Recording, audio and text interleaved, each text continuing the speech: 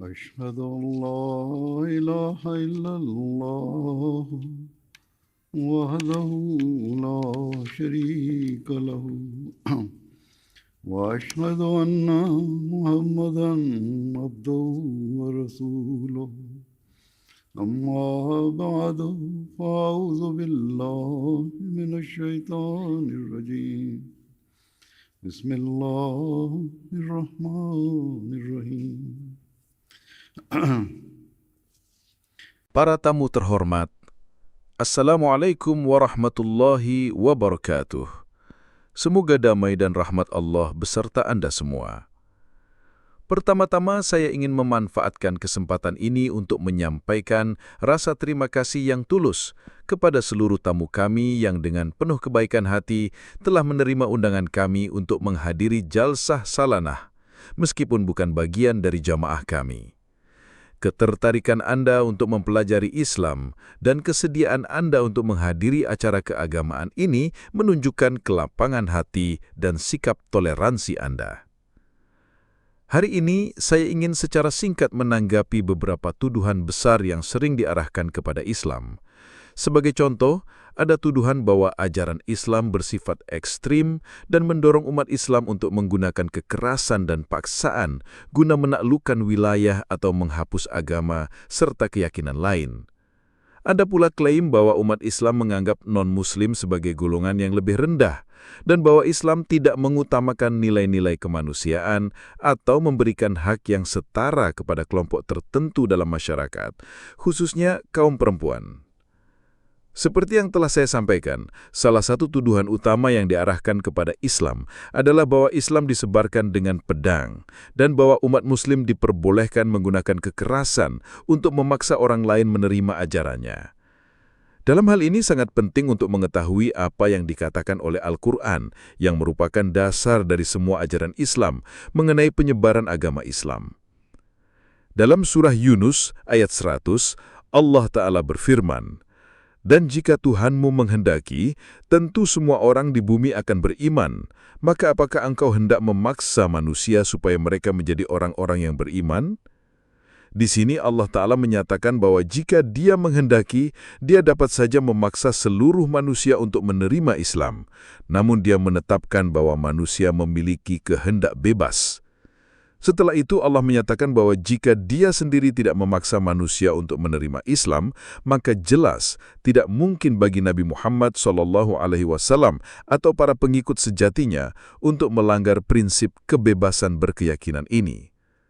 Ayat ini sendiri sudah menjadi bukti yang sangat jelas bahwa Islam tidak mengizinkan penggunaan paksaan dalam hal agama dan bahwa setiap orang berhak memilih jalannya sendiri.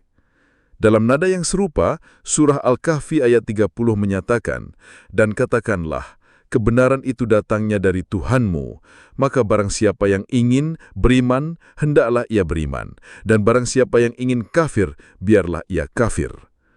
Meskipun menegaskan bahwa Islam adalah agama yang benar dari Tuhan dan merupakan puncak kebenaran yang membimbing umat manusia menuju keselamatan, ayat ini kembali menegaskan bahwa setiap individu bebas untuk menerima atau menolak ajarannya. Islam tidak memperbolehkan umat Muslim untuk menyebarkan agamanya secara paksa melalui kekuatan pedang, bom, atau senjata yang merupakan tindakan keji dan merusak.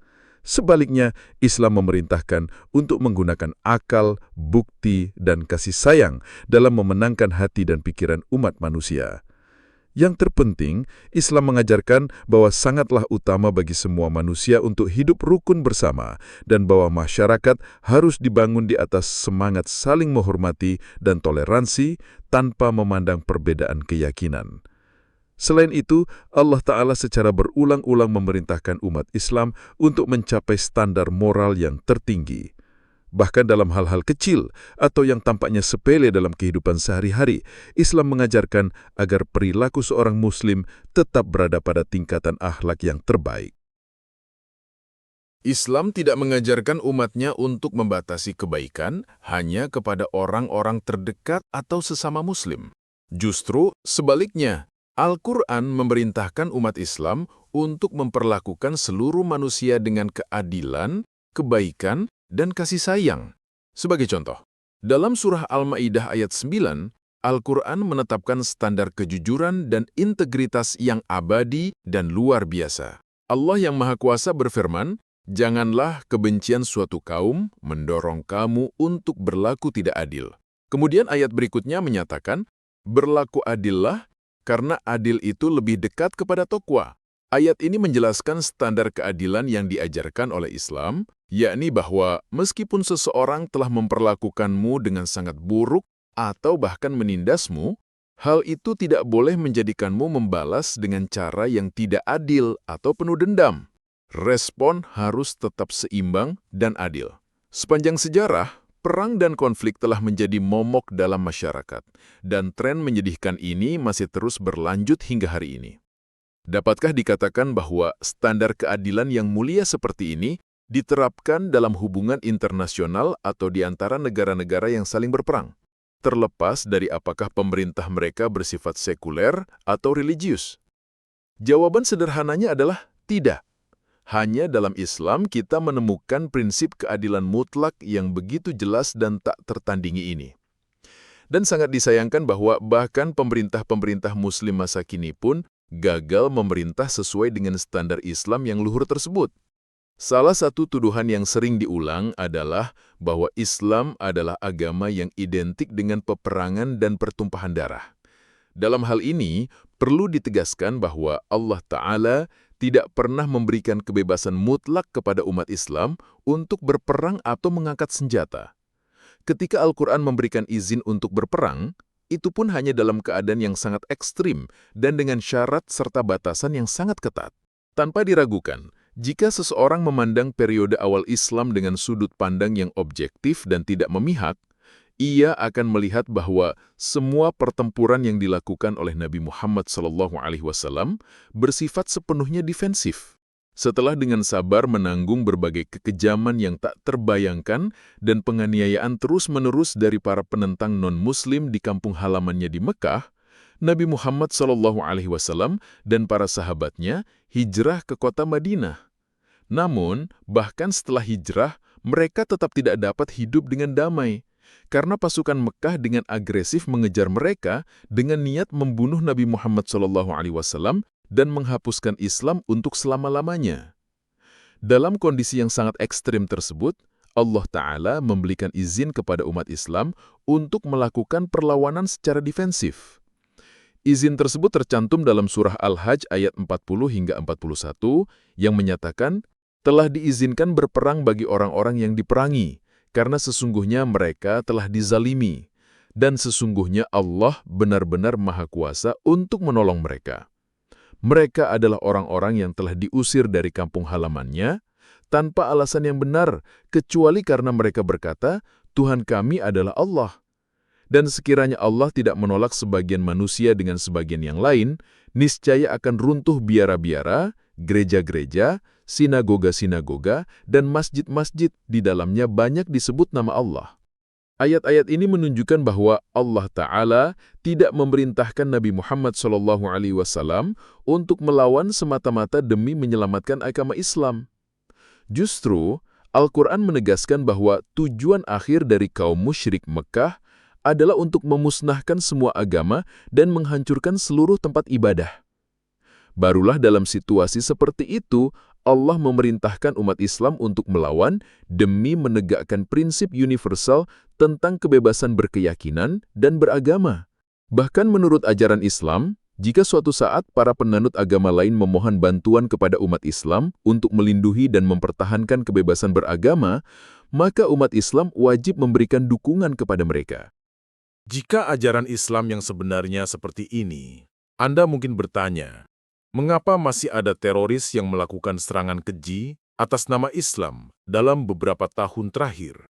Jawabannya adalah bahwa para ekstremis penuh kebencian atau mereka yang memiliki tujuan politik telah menarik kesimpulan yang sepenuhnya salah dari beberapa ayat dalam Al-Quran untuk melayani kepentingan dan keinginan jahat mereka sendiri. Namun, jika seseorang mempelajari konteks yang benar dari ayat-ayat tersebut secara adil dan objektif, ia akan melihat bahwa Islam sama sekali tidak membenarkan bentuk kekejaman apapun dan tidak ada kontradiksi dalam Al-Quran maupun dalam ajaran Islam. Tanpa keraguan, setiap ayat dalam Al-Quran berada dalam keselarasan yang sempurna satu sama lain.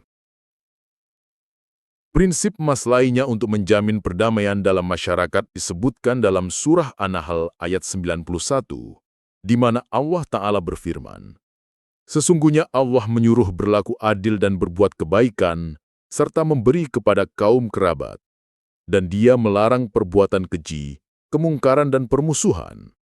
Dia memberi pengajaran kepadamu agar kamu dapat mengambil pelajaran." Dalam ayat ini, Allah Ta'ala memerintahkan umat Islam tidak hanya untuk bertindak adil, tetapi juga untuk melampaui keadilan itu dengan memperlakukan semua orang tanpa memandang keyakinan agama mereka dengan cinta dan kasih sayang. Ayat ini mewajibkan umat Islam untuk membantu orang lain secara tulus tanpa mengharapkan imbalan apapun. Selain itu, ayat ini dengan tegas melarang umat Islam melakukan pemberontakan atau melanggar hukum yang berlaku di suatu negara. Dengan demikian, tidak ada alasan untuk menganggap seorang Muslim sejati sebagai ancaman bagi bangsanya atau rakyatnya. Dalam ayat berikutnya, Allah Ta'ala berfirman, "Dan tepatilah janji kepada Allah apabila kamu berjanji, dan jangan kamu batalkan sumpah-sumpah itu setelah dikukuhkan, padahal kamu telah menjadikan Allah sebagai penjaminmu." Di sini, Allah Ta'ala menegaskan bahwa umat Islam tidak boleh mengingkari janji atau mengabaikan komitmen mereka. Siapapun yang melanggar sumpahnya akan dimintai pertanggungjawaban langsung oleh Allah Ta'ala. Seringkali, kesetiaan dan integritas para imigran Muslim di negara-negara Barat dipertanyakan. Namun sebagai warga negara, baik di Jerman maupun di negara lain, umat Islam mengucapkan sumpah setia dan janji tulus kepada negara mereka, serta bertekad untuk menaati hukum yang berlaku. Menepati janji ini merupakan kewajiban agama mereka untuk melayani bangsa mereka dengan setia dan berkontribusi demi kemajuan dan kesejahteraannya.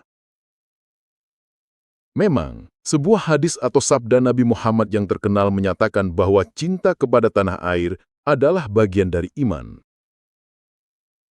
Maka dari itu, bagaimana mungkin dapat dikatakan bahwa seorang Muslim sejati bukanlah warga negara yang setia atau cenderung menimbulkan perpecahan di masyarakat? Justru, dalam rangka menunaikan janji kesetiaan mereka, umat Islam dituntut untuk selalu siap berkorban demi kepentingan bangsa dan negaranya. Apa bentuk integrasi yang lebih baik daripada ketika seorang imigran Muslim hidup dengan keyakinan tulus bahwa meskipun ia lahir di tempat lain, kini ia adalah bagian dari bangsa yang telah menerimanya dan siap mengorbankan segala sesuatu demi kemakmurannya.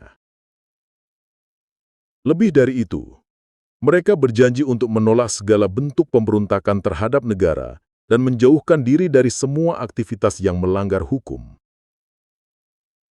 Oleh karena itu, sangat keliru jika dikatakan bahwa ajaran Islam membuat umat Muslim tidak mampu berintegrasi dengan negara-negara non-Muslim. Jika karena keyakinan agamanya, seorang Muslim memilih untuk tidak minum alkohol, tidak pergi ke klub malam, berpakaian secara sopan, atau menolak perilaku yang bertentangan dengan nilai-nilai moralnya, hal itu tidak berarti bahwa ia gagal berintegrasi. Justru, saya percaya bahwa integrasi berarti seorang imigran harus selalu berusaha memberikan kontribusi terbaik bagi negara tempat tinggalnya, siap berkorban demi kepentingannya, dan berusaha melayani masyarakatnya dengan tulus. Integrasi semacam inilah yang menjadi jaminan bahwa keberagaman dalam masyarakat tidak akan menimbulkan perpecahan atau konflik. Sebaliknya, keberagaman itu akan memperkaya masyarakat tersebut dan menciptakan ikatan persatuan yang kuat di antara warganya. Dalam hal pelayanan kepada masyarakat, umat Islam memiliki kewajiban khusus untuk membantu dan melindungi mereka yang lemah atau sedang menderita dalam bentuk apapun. Sebagai contoh, dalam surah Adz-Dzariyat ayat 20, Allah Ta'ala berfirman, "Dan pada harta mereka, ada hak bagi orang yang meminta dan bagi orang yang tidak memiliki apa-apa. Dalam ayat ini, Al-Quran menyatakan bahwa ciri khas seorang Muslim sejati adalah bahwa ia harus peduli terhadap seluruh ciptaan Allah dan membantu siapapun yang membutuhkan, baik mereka meminta bantuan maupun tidak. Seorang Muslim tidak seharusnya menunggu sampai seseorang meminta tolong, melainkan harus proaktif dalam mengenali mereka yang sedang kesulitan di masyarakat dan membantu mereka mengatasi tantangan atau masalah yang mereka hadapi. Ketika Al-Quran menyebut bahwa ada makhluk hidup yang tidak dapat berbicara atau menyampaikan kebutuhannya, hal ini juga mencakup hewan. Sebagian orang beranggapan bahwa Islam tidak mendorong untuk memelihara hewan peliharaan atau menunjukkan kasih sayang kepada binatang. Namun ayat ini justru mewajibkan seorang Muslim untuk merawat dengan sungguh-sungguh hewan-hewan yang berada dalam pengawasan atau tanggung jawabnya. Demikian pula, ayat ini juga mengisyaratkan pentingnya pelestarian satwa liar dan perlindungan terhadap lingkungan sekitar kita. Demikian pula, dalam surah Al-Balad ayat 14 hingga 17, Allah Ta'ala memerintahkan umat Islam untuk mendukung anggota masyarakat yang paling rentan. Al-Quran menyeru umat Islam untuk memberi makan kepada orang yang lapar dan membantu mereka yang terjerat dalam kemiskinan. Umat Islam diajarkan untuk menolong orang-orang yang hidup dalam kesendirian, yang tidak memiliki keluarga atau jaringan sosial yang mendukung mereka.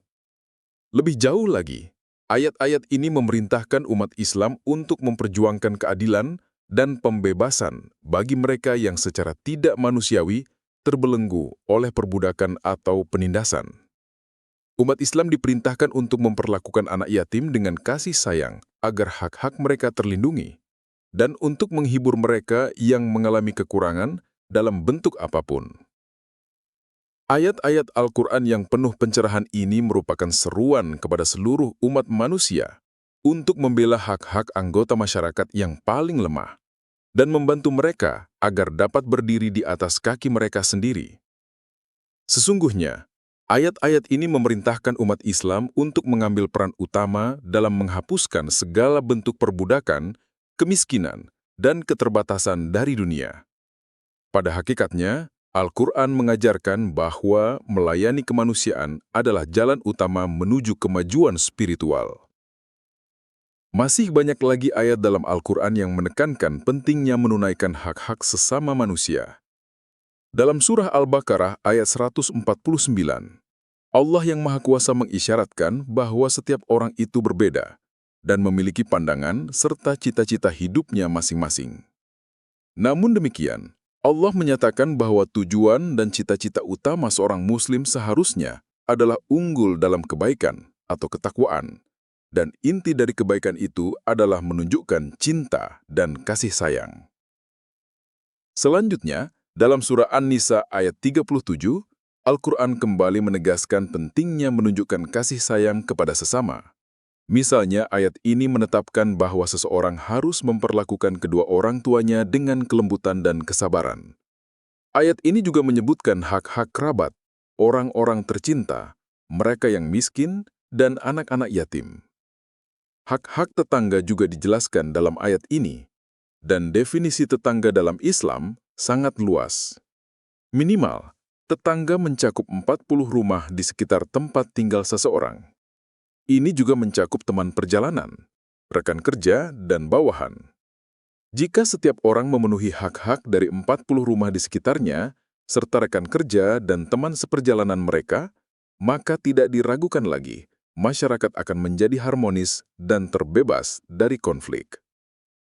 Prinsip emas lainnya untuk menjamin kedamaian masyarakat tercantum dalam surah Al-Hujurat ayat 12, di mana Allah Ta'ala menyatakan bahwa sangatlah salah untuk mengejek atau merendahkan bangsa atau kelompok lain. Mengolok-ngolok atau merendahkan orang lain pasti akan menimbulkan kebencian dan menghancurkan kedamaian masyarakat. Baru-baru ini di Swedia, beberapa individu telah membakar dan merusak mushaf Al-Quran dan dengan bangga memamerkan tindakan keji ini di media sosial. Demikian juga, selama bertahun-tahun telah dipublikasikan berbagai karikatur yang sangat ofensif menggambarkan Nabi Muhammad SAW. Keberatan kami terhadap tindakan keji semacam itu bukan hanya karena Islam atau umat Muslim yang menjadi sasaran. Kami benar-benar percaya bahwa menghina sesuatu yang dianggap suci oleh penganut agama manapun adalah perbuatan tercela dan harus dikutuk dengan sekeras-kerasnya. Tindakan-tindakan semacam ini hanya akan memprovokasi dan menyakiti orang-orang yang tidak bersalah, serta menimbulkan kemarahan dan kebencian yang mendalam. Mereka adalah alat yang merusak kedamaian dan keharmonisan masyarakat. Islam mengajarkan bahwa sangat penting untuk menjaga perasaan dan sensitivitas satu sama lain dengan penuh perhatian dan pertimbangan. Selanjutnya, sebelum menutup, saya juga ingin membahas mengenai hak-hak perempuan dalam Islam. Tentu saja, dalam hal hak-hak perempuan, Islam seringkali disalahpahami dan disalahgambarkan. Kenyataannya, bukannya merampas hak perempuan, Islam justru yang pertama kali menetapkan hak-hak tersebut. Berabad-abad sebelum negara-negara yang kini dianggap maju, mulai memberikan hak-hak serupa. Pada masa ketika hak-hak perempuan bahkan tidak dianggap layak untuk dipertimbangkan, Al-Quran dan Nabi Suci Islam SAW menetapkan secara permanen berbagai hak bagi perempuan dan anak perempuan, termasuk hak untuk memperoleh pendidikan, hak untuk bercerai, dan hak untuk mewarisi. Dalam satu kesempatan, Nabi Suci Islam SAW memberikan perumpamaan bahwa perempuan itu seperti tulang rusuk. Karena itu, mereka bersifat lembut dan harus diperlakukan dengan cinta dan kelembutan. Jika pernyataan ini dianalisis dengan cermat, maka akan terlihat betapa tinggi dan mulianya kedudukan perempuan dalam Islam. Tulang rusuk manusia dirancang untuk melindungi organ-organ vital. Maka dengan menggambarkan perempuan seperti itu, Nabi Suci Muhammad SAW telah menunjukkan bahwa perempuan adalah elemen yang sangat penting bagi kelangsungan hidup umat manusia. Sabda Nabi Muhammad SAW yang terkenal lainnya adalah, "Surga berada di bawah telapak kaki ibu." Perempuan diberikan kedudukan yang begitu unik dan mulia, karena seorang ibu memegang peran utama dalam mendidik generasi masa depan masyarakat dan rela berkorban besar demi anak-anaknya. Jika seorang ibu menjalankan tugasnya terhadap anak-anak dengan baik, maka anak-anak itu akan tumbuh menjadi individu yang bermoral dan salih, yang memberikan kontribusi positif bagi masyarakat. Dengan demikian, seorang ibu adalah jalan kesuksesan dan kebahagiaan bagi anak-anaknya di dunia ini dan menjadi penunjuk jalan menuju surga di akhirat kelak. Dalam Al-Quran, Surah An-Nisa ayat 20, memberikan panduan luar biasa tentang hak-hak perempuan dalam rumah tangga. Ayat ini secara khusus memerintahkan kaum laki-laki Muslim untuk memperlakukan istri-istri mereka dengan kasih sayang dan memperhatikan kebutuhan mereka. Ayat ini juga menegaskan bahwa perempuan adalah individu yang merdeka dan tidak boleh diperlakukan sebagai milik atau barang oleh siapapun. Dalam hal keuangan, apapun yang diperoleh seorang perempuan adalah hak miliknya sendiri dan suami tidak boleh menuntut bagian dari penghasilannya. Dalam kasus perceraian, Islam mengajarkan bahwa perempuan berhak untuk mempertahankan apapun yang telah diberikan oleh suaminya selama pernikahan. Di dunia saat ini, ketika sebuah pernikahan berakhir, sering terjadi konflik berkepanjangan dan pertikaian sengit karena laki-laki ingin mengambil kembali apa yang telah mereka berikan kepada istri mereka. Namun, Islam tidak memperbolehkan hal tersebut. Menegaskan kembali bagaimana perempuan seharusnya diperlakukan, dalam surah An-Nahl ayat 73, Al-Quran menyatakan bahwa laki-laki harus memperlakukan istri-istri mereka dengan kelembutan dan menghargai mereka yang telah melahirkan anak-anak mereka. Lebih jauh, dalam surah Al-Baqarah ayat 188, Allah Ta'ala berfirman bahwa istri adalah pakaian bagi suami dan suami adalah pakaian bagi istri. Artinya, suami dan istri memiliki kedudukan yang setara dan saling menjadi pelindung satu sama lain. Mereka seharusnya menunjukkan cinta, saling menjaga, dan tidak menjadi sumber luka atau kesedihan bagi pasangannya. Dalam waktu yang singkat yang tersedia, saya hanya sempat menyebutkan beberapa dari sekian banyak hak-hak perempuan yang telah ditetapkan oleh Islam. Cukuplah untuk dikatakan bahwa tuduhan bahwa Islam menolak hak-hak perempuan adalah tanpa dasar dan bertentangan dengan fakta. Bahkan tidak berlebihan untuk menyatakan bahwa konsep hak-hak perempuan dalam Islam benar-benar bersifat revolusioner. Seperti yang telah saya jelaskan sebelumnya, banyak tuduhan lainnya juga diarahkan kepada Islam dan semuanya tidak memiliki dasar. Tentu saja, sangatlah keliru jika Islam dicap sebagai agama kekerasan atau ekstremisme, atau jika dikatakan bahwa nilai-nilai moral dalam Islam itu lemah. Sama sekali tidak adil untuk mengatakan bahwa Islam berusaha menciptakan kekacauan dalam masyarakat. Justru sebaliknya, Islam adalah agama yang berusaha membangun jembatan persatuan di antara umat dari semua agama dan keyakinan. Ia adalah agama yang mempromosikan perdamaian, kasih sayang, dan keharmonisan. Sesungguhnya, kata Islam secara harfiah berarti kedamaian dan keamanan. Jika ada sebagian Muslim yang gagal menunaikan hak-hak orang lain, maka itu adalah kegagalan pribadi mereka, bukan kesalahan ajaran Islam itu. Orang-orang seperti itu bersalah karena telah melanggar ajaran agamanya sendiri. Dengan kata-kata ini, saya berharap bahwa setiap pertanyaan yang mungkin Anda miliki tentang Islam telah dijawab dengan baik. Namun jika di antara Anda yang masih memerlukan penjelasan lebih lanjut, Anda dapat berbicara dengan para mubali kami atau tim misi kami dan para ulama nanti. Pada akhirnya, saya berdoa agar seluruh umat manusia dapat mengenal penciptanya dan semoga semua orang tanpa memandang keyakinan agamanya dapat hidup bersama dalam damai serta dalam semangat kasih sayang dan saling menghormati. Amin. Terakhir, saya ingin mengambil kesempatan ini untuk kembali mengucapkan terima kasih kepada Anda semua karena telah hadir bersama kami hari ini. Terima kasih banyak.